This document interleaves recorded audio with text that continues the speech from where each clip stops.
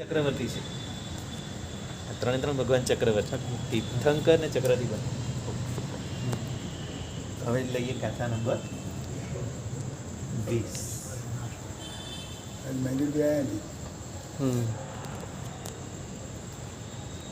અરનાથસ્તુ ભગવાન.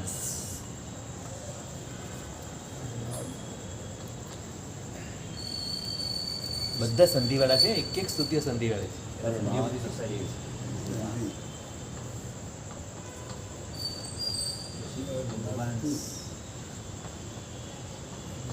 આમ આવશે નહીં. હા, ખોડો ન ખોડો આમ જ છે. એટલે અનુસ્વાર તો છે ભગવાન ચતુર્થાર ખોડો સ અને ચ. નહીં આમાં જ ભગવાનનામાં મીંડું જ છે. અનુસ્વાર છે આમ, એટલે પેલું જે એનું સંધિ થયું ને એના માટે આવો અનુસ્વાર. તમારામાં ના ખાલી મીંડું છે. ખોડો બતાવ્યો. હા તો કઈ નહીં, એ જે ન ખોડો છે ને એ જ છે એનું જેવું આપણે અનુસ્વાર. કુંથુનાથ ભગવાનમાં છે ને હા, સેમ હા. એ જ સેમ બતાવ્યું. પછી સ્ર કયો છે? સ્ર છે કે સ છે? સ્વ હા, આ શ્રવણનો સ્ર નથી. સ્વ એ શ્રવણ એની સાથે ચ છે ને? ચ. ભગવાન અને ચતુર્થાર નંબર. હવે જ્યાં ચ આવ્યો ને જો. ચતુર્થાર. આમ જ છે. લાવો જોઈશ. હા, એમણે શું કે આ ન જે અડધો મૂક્યો ને ખોડો, આ અનુસ્વાર જ છે. એની જગ્યાએ આ લગાવ્યું છે. આ બંને સેમ જ છે.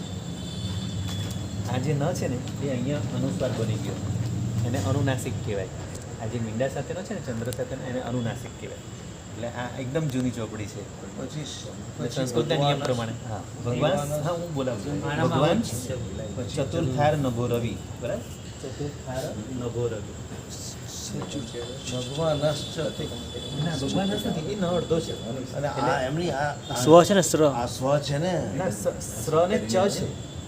એટલે શું કરવાનું? ભગવાન, આ ન ને સ્ર ને સાથે લઈ લેવાનું. ભગવાન હું બોલાવું, તમે બોલાવીશ. ભગવાન હા, ભગવાન ચતુર્થાર નભો રવિ. ચતુર્થ. હા એમ કહું છું. ભગવાન હા, અરનાથસ્તુ ભગવાન ચતુર્થાર નભો રવિ. ચતુર્થ ચતુર્થ પુરુષાર્થ શ્રી.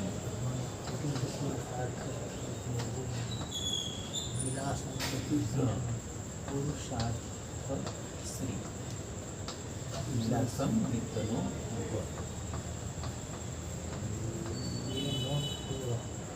વિત્તનો વિત્તનો તો ઉદો. જો કંઈ બોલો તો કહેજો. ચતુર્થ પુરુષાર્થ શ્રી વિલાસમ વિત્તનો, બધામાં રસોઈ છે એટલે કે શ્રીમાં જ થયા.